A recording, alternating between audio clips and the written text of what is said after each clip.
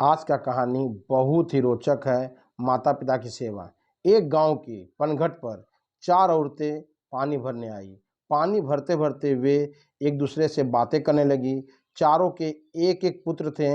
बातों बातों में उन्होंने अपने पुत्रों के गुणों का बखान करना प्रारंभ कर दिया।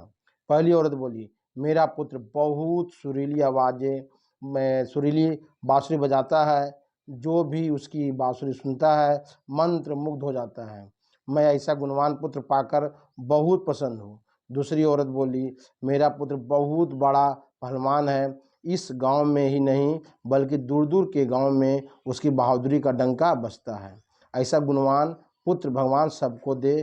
तीसरी औरत कहाँ पीछे रहती। वह बोली, मेरा पुत्र कुशाग्र बुद्धि का है।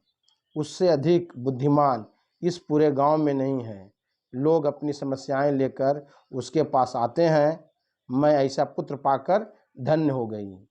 चौथी औरत ने सबकी बातें सुनी लेकिन कहा कुछ भी नहीं।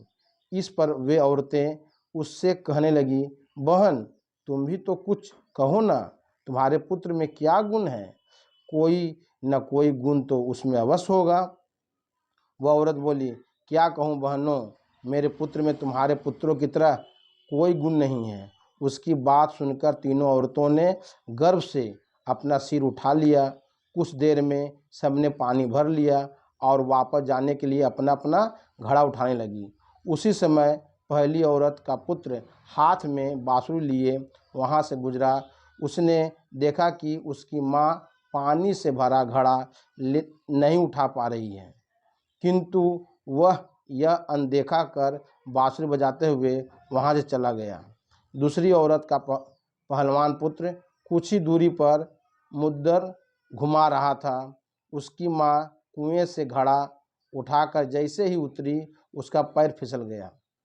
किसी प्रकार वह संभल गई, किंतु पहलवान पुत्र अपनी माँ को नज़र उठाकर देखने के बाद भी उसके पास नहीं आया और अपनी कसरत में लगा रहा।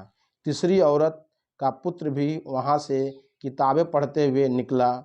उसकी माँ ने उससे कहा, पुत्र मैं दोनों हाथों में घड़ा पकड़े हुए हूँ, ये रस्सी जरा मेरे कंधे पर डाल दे। लेकिन वह अपनी माँ की बात अनसुनी कर दी, वहाँ से चला गया। तभी चौथी औरत का पुत्र वहाँ आया।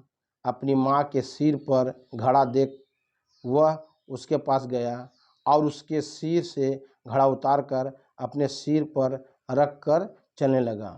कुएं के पास बैठी एक बुढ़िया यह सब देख सुन रही थी। वह बोल पड़ी, मुझे तो यहाँ बस एक ही गुणवान पुत्र नजर आ रहा है, वही जो अपने सिर पर घड़ा लिए जा रहा है। माता पिता की सेवा करने वाले पुत्र से गुणवान पुत्र भला कौन हो सकता है? सीख, गुणवान वही है जो अपने माता पिता की सेवा करे और साथ ही साथ सबकी सहायता के लिए तत्पर रहे।